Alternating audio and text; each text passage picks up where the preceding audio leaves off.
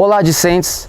Eu sou o Tenente Rafael Rocha e nesta aula iremos tratar das instalações e áreas padronizadas do SCO. Focaremos na importância e no emprego operacional de cada uma delas. Desejo boa sorte e uma boa aula a todos. Dando sequência, vamos iniciar agora a nossa aula com relação às instalações padronizadas. Bom, instalações padronizadas é um espaço físico onde um conjunto de atividades pré-determinadas do sistema de comandos e operações são desenvolvidas. São 5 as principais instalações padronizadas utilizadas pelo CBMG em ocorrências, conforme o manual previsto utilizado pela instituição. Essas 5 instalações é o posto de comando, base de apoio, acampamento, centro de informações ao público, L-base e L-ponto. Embora os manuais utilizados hoje pelo Corpo de Bombeiro determine a instalação dessas, tem a previsão das instalações dessas 5 instalações, em algumas ocorrências foi necessário instalar outra instalação que não está previsto no manual, como por exemplo na Operação Brumadinho, nós tivemos lá uma área de descontaminação. Como os militares chegavam bem impregnados ali com rejeito, era necessário uma instalação para descontaminação. Essas instalações elas são importantes no sentido de reduzir as dificuldades iniciais de organização.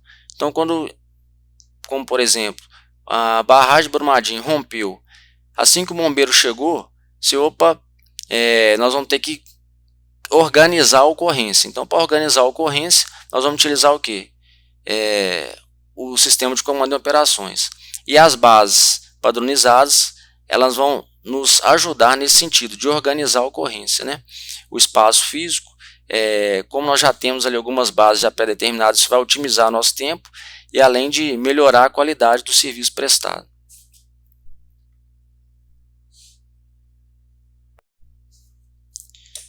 No mapa a seguir, a gente consegue perceber as instalações em uma ocorrência. Percebe-se também que cada instalação possui uma simbologia própria, a fim de facilitar a localização e identificação das mesmas em uma operação. O posto de comando é o local onde são desenvolvidas as atividades de comando da operação. Então ali o comandante da operação, juntamente com os militares, vão discutir ali as principais atividades a serem realizadas naquela operação. Então, o posto de comando, a simbologia dele é esse PC. Então, ao chegar numa operação e visualizar ali a placa PC, todo mundo já sabe que ali é o posto de comando. Então, dali que vai ser discutidas as diretrizes e quais serão as atividades a serem desempenhadas. Descrevendo a simbologia do posto de comando, então nós vamos sempre fazer uma placa forma retangular na cor laranja e o escrito PC em cor preta. Antes da instalação do posto de comando, nós vamos nos preocupar previamente se o local é seguro, se tem boa visualização. Então o militar chegou para atuar na ocorrência. Se ele não consegue visualizar o posto de comando, ele não vai conseguir saber das ordens e o que ele vai fazer naquela ocorrência. Então a visualização boa é muito importante. O local de fácil acesso e localização.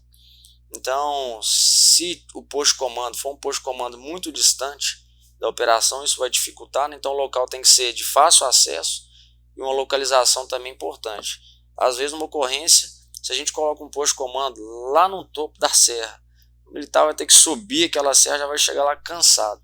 Então, é importante ser no local de fácil localização. O posto de comando ele tem que ter a capacidade de expandir-se.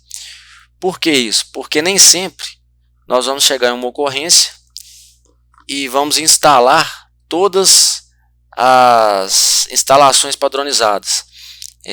Nós vamos instalar conforme a necessidade. Então, o posto de comando nem sempre ele vai ter ali dentro do posto de comando todas as funções. Então, se a ocorrência for aumentando a sua complexidade, vai ser necessário aumentar a capacidade de expandir do posto de comando, porque outras funções serão necessárias, conforme o aumento e a gravidade do desastre. Conforme foi dito, o posto de comando ele tem que ficar num local seguro, um local de fácil acesso, né, localização, porém nós não podemos instalá-lo ele dentro da zona quente. Um exemplo foi o que ocorreu no incidente nas Torres Gêmeas nos Estados Unidos, em que o posto de comando foi instalado dentro da zona quente, a estrutura veio a colapsar e o posto de comando foi completamente destruído. As bases de apoio são locais onde são desenvolvidas atividades de logística, que inclui abastecimento, manutenção de veículos, reparo, substituição de equipamentos e materiais, estoque e suprimento. As bases instaladas somente em eventos mais complexos, que exigem maior aporte logístico ou durante operações mais prolongadas. Como eu disse, foi citado quando eu falei do posto de comando, em uma ocorrência, as instalações padronizadas elas serão instaladas conforme a necessidade. A simbologia utilizada para indicar uma base de apoio é representada por um círculo na cor amarela com a letra B, em cor preta ao centro. Importante não esquecer algumas observações em relação às bases de apoio. Ela precisa estar no local seguro, tem que estar na área fria, na zona fria, não pode estar na zona quente. O posicionamento dela também é muito importante, pois quanto melhor for o acesso dela, vai facilitar no decorrer da ocorrência. A identificação vai ser conforme foi dito. E, por fim, os responsáveis pelas bases devem prever vigilância continuada para a proteção e segurança patrimonial dos equipamentos que ali estão armazenados. Uma das instalações padronizadas que é de grande importância para o SCO é o acampamento. O acampamento ele também é chamado de campos. São locais, né, destinados a dar apoio aos recursos humanos da operação. Ou seja, é o local onde nós teremos ali alojamento, alimentação, atendimento médico, assistência psicológica e área para banho. São instalações essenciais em uma operação, principalmente naquelas operações que nós teremos ali uma duração mais considerável, com mais dias. Um exemplo são as operações de incêndio florestal. Geralmente são incêndios em locais de difícil acesso, em que os militares passam ali o dia realizando o combate. Ao retornar da operação, eles necessitam de tomar banho, eles necessitam de um alojamento, existe a necessidade de alimentar, existe a necessidade talvez aí até de cuidados médicos, além de assistência psicológica. Os acampamentos são instalados somente em eventos mais prolongados, ou naquelas situações em que a natureza do evento exige o deslocamento de recursos operacionais a partir de áreas mais distantes, né? A simbologia utilizada para indicar um acampamento é representada pelo círculo de cor amarela, com a letra A, em caixa alta, em cor preta, no centro. Vale a pena ressaltar a importância do acampamento e nós temos que ter alguns cuidados, algumas dicas importantes, né, que devem ser consideradas na instalação de um acampamento. Ele deve ser posicionado em um local seguro, né, fora aí da zona quente, instalado aí na zona fria da operação. O posicionamento dele, embora ele seja instalado na zona fria, nós temos que ter um cuidado de não colocar ele tão distante, de forma a dificultar aí o deslocamento para aonde está acontecendo aquele incidente. Ele deve ser identificado de forma que o militar, ao chegar na operação, ele já veja ali a placa, né, e já entenda que ali ele vai ter um suporte necessário para a atuação dele durante aquele período. E ele deve ter também a capacidade de ampliação. Em uma operação, às vezes num próprio incêndio florestal, em que ele começa ali em uma proporção e tende a aumentar, nós vamos precisar ali de mais militares para atender aquela ocorrência. Dessa forma, esse acampamento é ideal que ele tenha essa capacidade de ampliação, né? Chegando mais militares, nós vamos ter que expandir ali, então nós vamos ter que ter um espaço maior num possível refeitório, vamos precisar de mais camas, né? Vamos precisar de mais, por exemplo, mais alimentação. E finalmente os responsáveis pelo acampamento devem prever vigilância continuada, né? Então à noite ali nós temos que ter uma vigilância para cuidar dos militares que estarão ali cansados, exaustos das atividades exercidas aí ao longo do dia.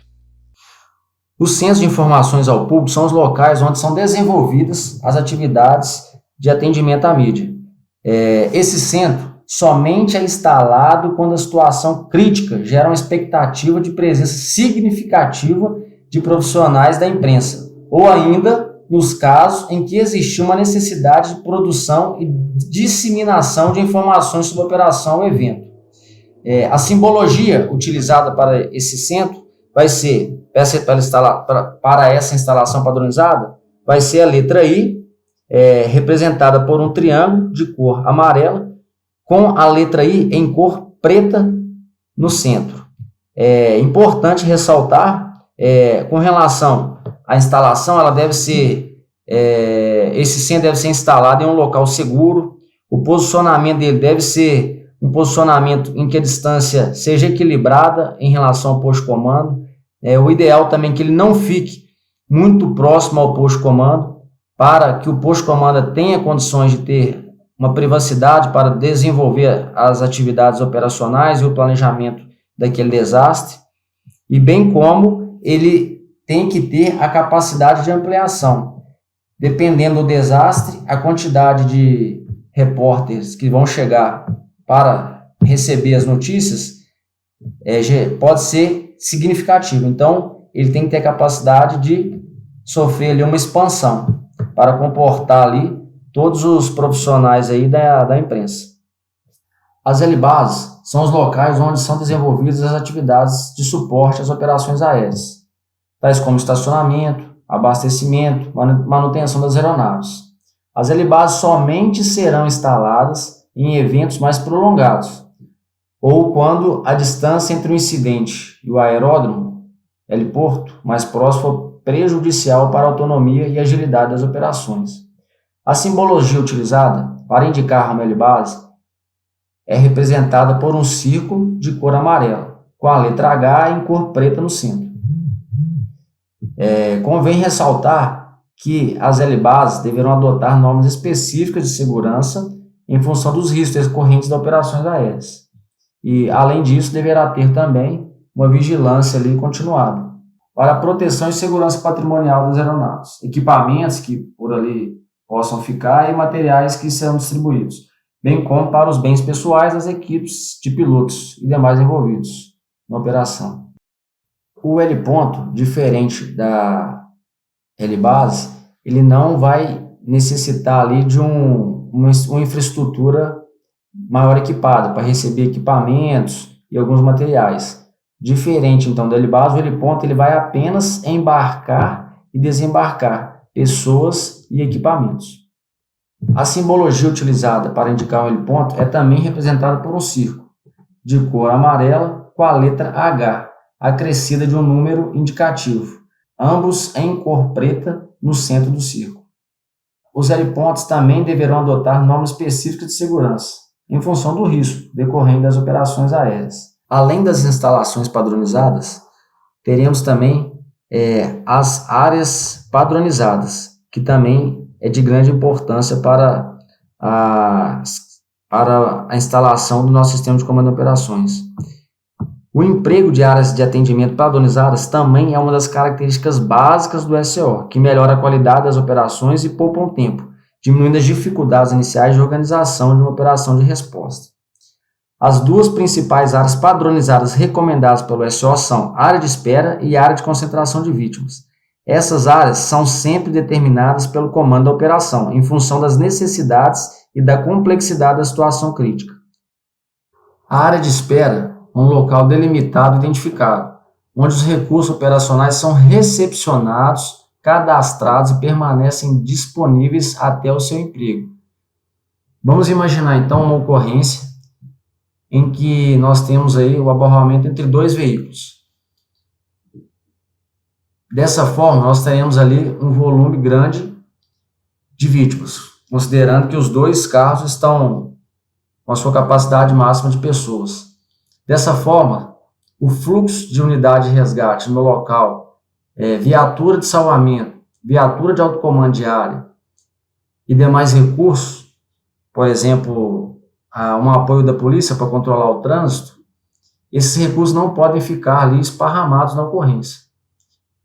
Então, nós vamos utilizar a área de espera para concentrar esses recursos de forma a organizar a ocorrência. A área de espera deve ser instalada logo depois de identificada a necessidade de mobilização de quantidade maior de recursos operacionais. Então, nós vamos chegar na ocorrência qualquer e já ir instalando a área de espera sem a necessidade de um suporte maior. A área de espera, para podermos identificar, nós vamos utilizar a simbologia, que será um círculo na cor amarela e o E na cor preta. Considerações para instalação importantes, nós devemos observar. Ela tem que sempre estar no local seguro, próximo do local da emergência. Aquela questão, ele vai ficar na zona fria, mas também não pode ficar tão distante da zona quente. Tem que ser um local de fácil acesso e tem que ter a capacidade de ampliação, e também nós teremos ali, como nós teremos equipamentos, viaturas, então nós precisamos ali de uma vigilância continuada. Outra instalação padronizada de grande importância é a área de concentração de vítimas.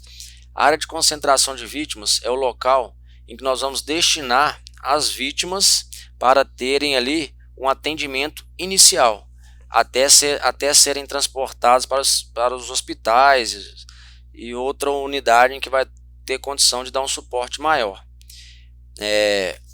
É interessante, né, essa área, justamente às vezes porque a gente faz ali um salvamento de uma vítima, um resgate, e às vezes nós precisamos colher os dados.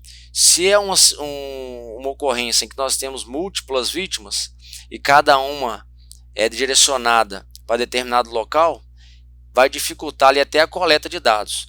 A gente padronizando essa área e destinando um local específico para essa demanda, isso vai facilitar, inclusive, na coleta de dados, além da gente ter um controle melhor das vítimas, sabendo ali quantas vítimas são e quais são os cuidados ali que cada uma estão tendo. Um bom exemplo seria um acidente em que tivesse uma criança como envolvida, uma criança sendo vítima. Vamos supor que o pai dessa criança está lá no serviço trabalhando e recebe essa notícia. Ele vai deslocar de imediato para o local da ocorrência, com o intuito de querer informações a respeito do filho. Dessa forma, vai ficar muito mais fácil de localizar o filho dele, se for instalada ali uma área de concentração de vítimas, pois nós vamos direto na área de concentração de vítimas, com o nome da criança, e ali nós vamos saber se o filho dele foi envolvido ou não. E, inclusive, saber ali informações a respeito da saúde ali do filho dele.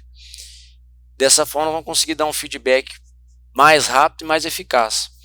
Agora, enquanto isso, se a ocorrência estiver desorganizada e cada vítima estiver num canto espalhada, vai dificultar, inclusive, nesse aspecto, de repassar a informação para algum parente ou talvez aí até para a imprensa.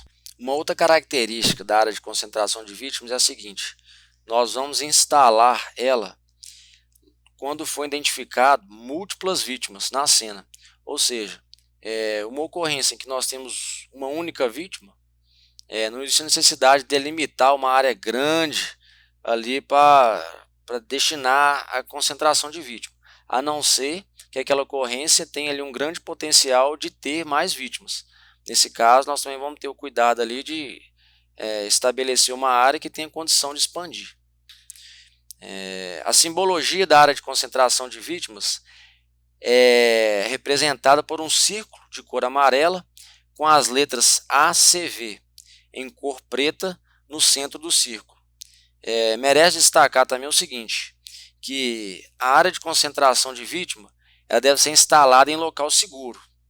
E nós vamos evitar de instalar essa área de concentração de vítimas na zona quente.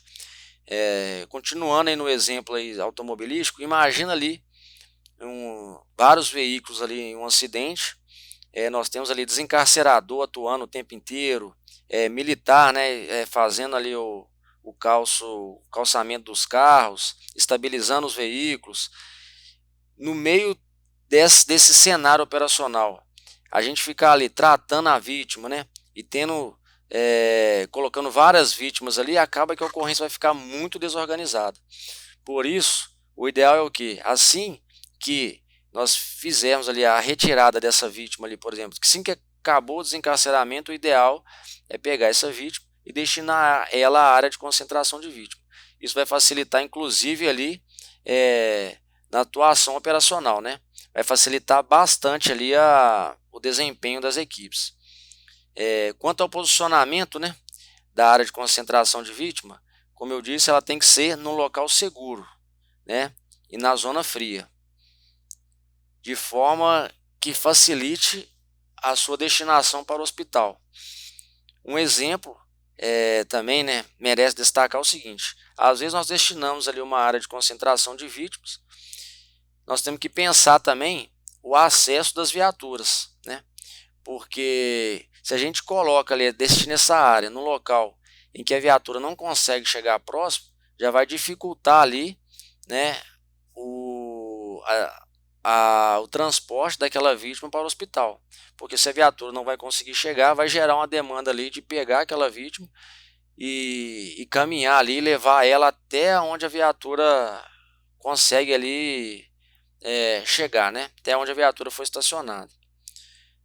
Nós temos que ter a capacidade, né, como eu disse, de ampliar, né, de ampliação, caso seja necessário. E por fim, os responsáveis pela concentração de vítimas devem prever também, assim como nos outros casos, né, a vigilância continuada ali, mantendo as vítimas ali de forma segura. Vamos tratar agora sobre o emprego das zonas de trabalho em situações críticas. Já vimos, né, anteriormente que o ESEO ele recomenda também a divisão de áreas envolvidas em situações críticas, em diferentes zonas de trabalho.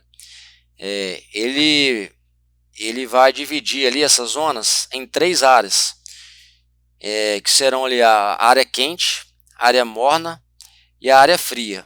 O principal objetivo de estabelecer uma área quente no espaço da operação é restringir o acesso de pessoas no local e minimizar o risco da situação crítica, prevenindo novos acidentes. Então essa é a ideia aí da área quente, né?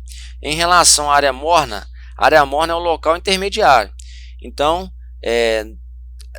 vai acontecer ali algumas atividades não tão críticas, né, quanto na zona quente, mas também não vai ser uma área ali tão tranquila como na zona fria, né? Tão segura como na zona fria.